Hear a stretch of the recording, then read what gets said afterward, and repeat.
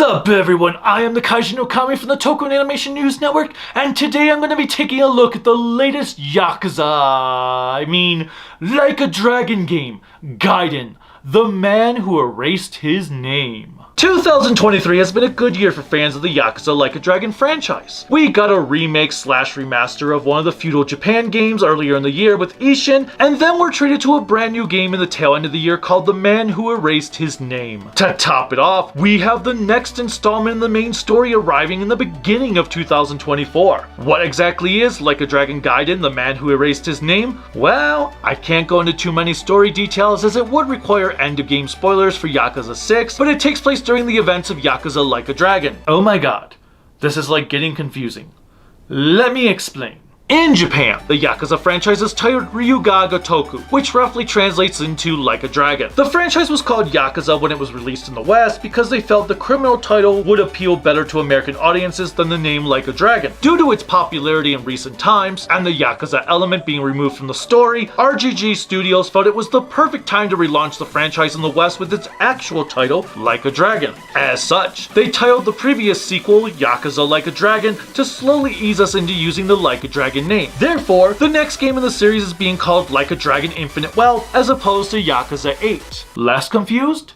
Good! Now explain it to me. The Man Who Erased His Name, or Gaiden for short, focuses on what Kiryu was doing after Yakuza 6 had ended and during the 7th game. Kiryu is now under the alias of Jodaryu, to which he is pretty bad at hiding. 堂島の竜でもな、桐生一馬、東上会の元4代目会長。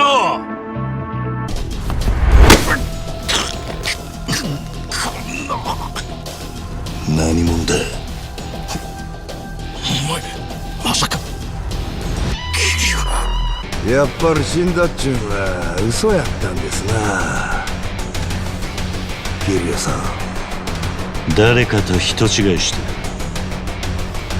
何の話かわかんねえよ。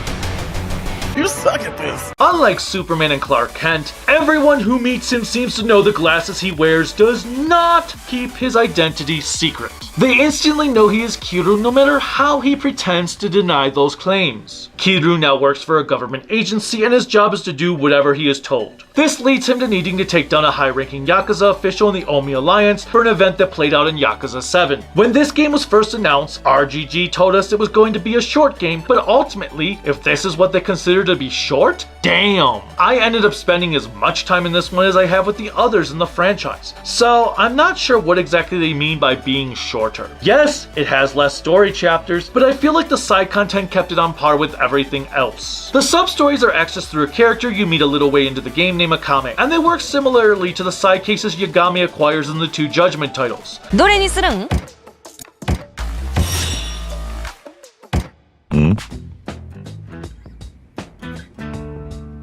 Ciao.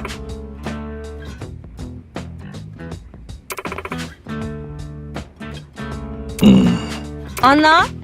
You pick from Akami's list of what stories you want to tackle, and then follow their requirements from there. Not all the stories were top tier, but I still found myself enjoying the vast majority of them. Nani?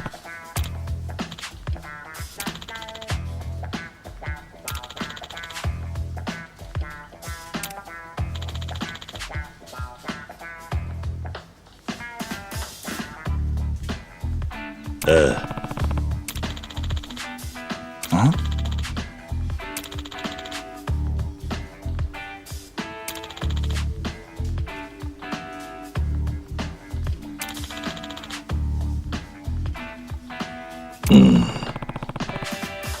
Yeah.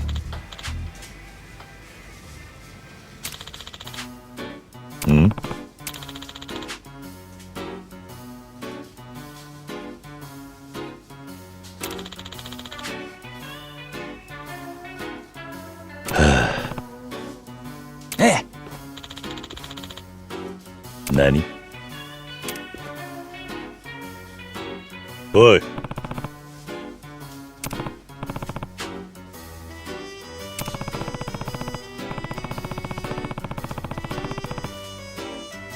There's one that sees Kiryu teaming up with Kaito and Higashi. Oh.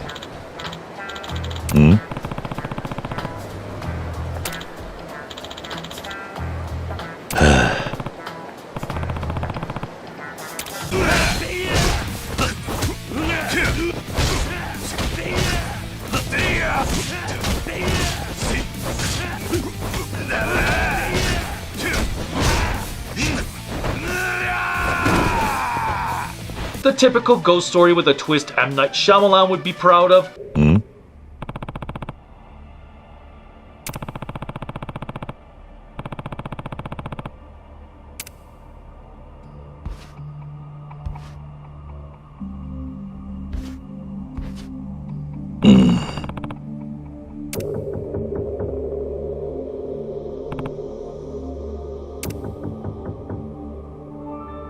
Nani? There's a series of missions that steal the notion that Ryuga was Kiryu's greatest nemesis by paying respect to his name. 食うか食われるか伝説の極道頂上決戦が今皆さんの前で蘇ります The old granny from your hostess clubs returns. Nani?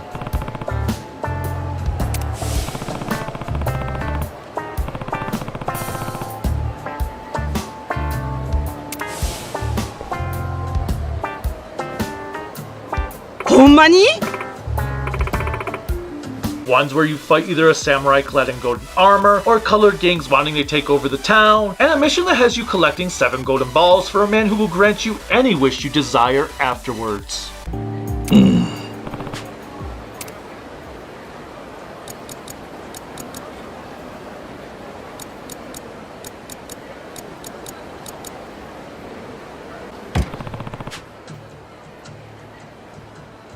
Yeah.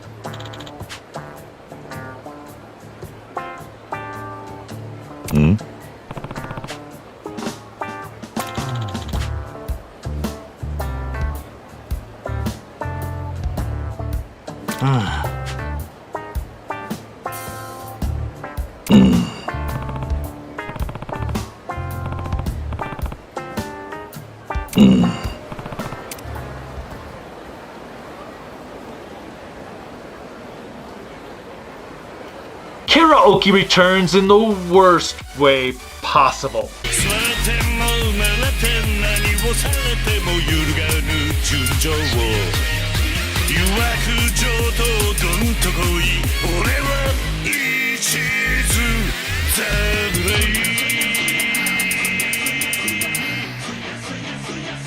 Why the hell did they have to change the way the buttons were displayed? You have the typical arcade games, the Sega Master System from Judgment is back, the gambling games return because of course the game wants me to play shogi.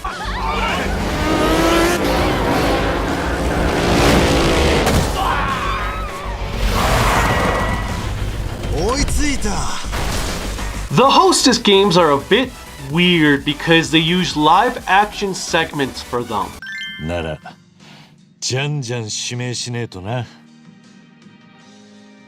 上流さん話分かりすぎる今日も思いっきり楽しみましょう I'm not sure how I feel exactly about this, especially the endings. It's just kind of creepy not being computerized graphics. 思いっきりいけちゃいますよさあ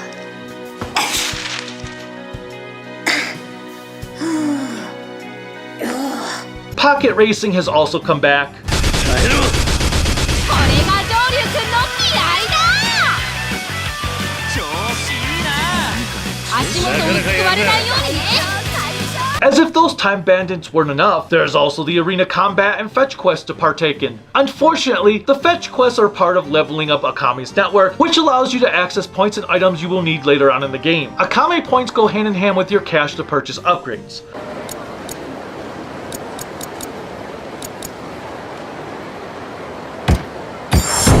I'm not exactly sure why they felt the need to return to the money system they had in 0 and Kiwami rather than the path they have been going on since 6, but they did. It did throw me off for a while. The arena is going to be your biggest money maker in this one, and this is actually the first game in the series I have fully played it through.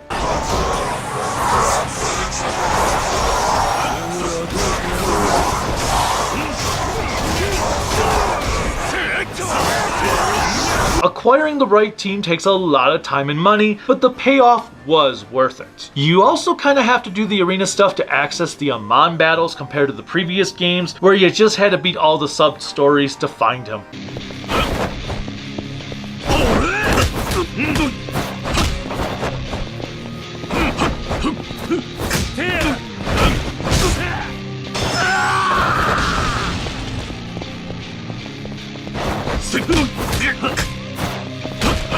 There are two fighting styles you can choose from in this installment. The first is the typical Yakuza style, while the second is deemed agent style. This is a new set of moves Kiryu has learned by working for the government, which allows him to use gadgets, such as a spider attack, which sees you pulling opponents towards you or whipping them around to knock other enemies down. Spider-Man, Spider-Man, does whatever a spider can.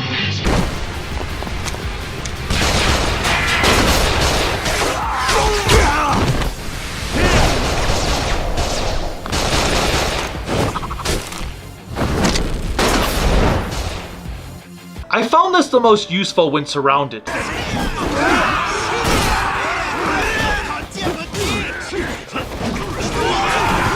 You can use drones, however they are kinda useless unless you need a quick moment to strategize in battle.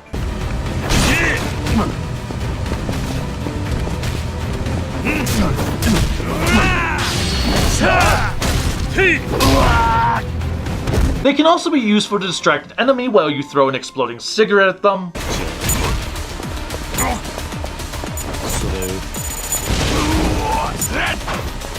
Finally, there are the rocket shoes, which is useful until you want to try and do a jump kick at an enemy, then they get in the way.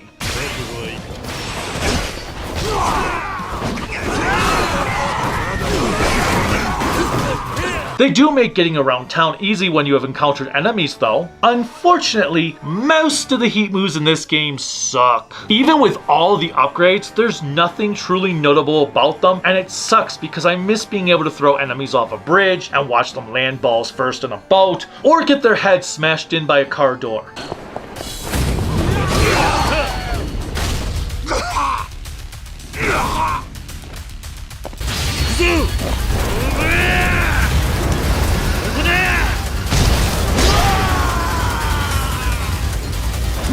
The boss battles are still typically fun, and the soundtrack remains consistent even though there are a lot of reused tracks. Nevertheless, the music rocks with so many excellent pieces I wish were longer.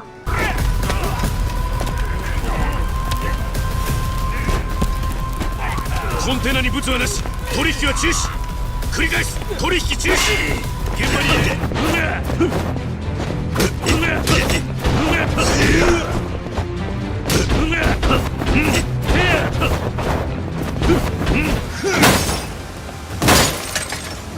やべえぞ、行こう。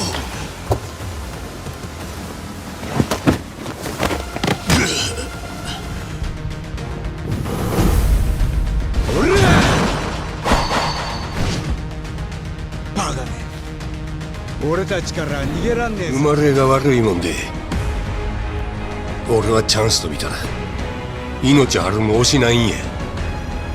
今日まで2年ずっと待っとった。 Overall, The Man Who Erased His Name was a solid experience, even if the first few hours were a bit rough. Once things got moving, it was smooth sailing all around, and while I personally thought Kiryu's story was done and over with 6, there was no need to bring them back, they made it work, especially with that ending. Oh my god. I cannot wait to see where things go in Infinite Wealth. Until next game, bye.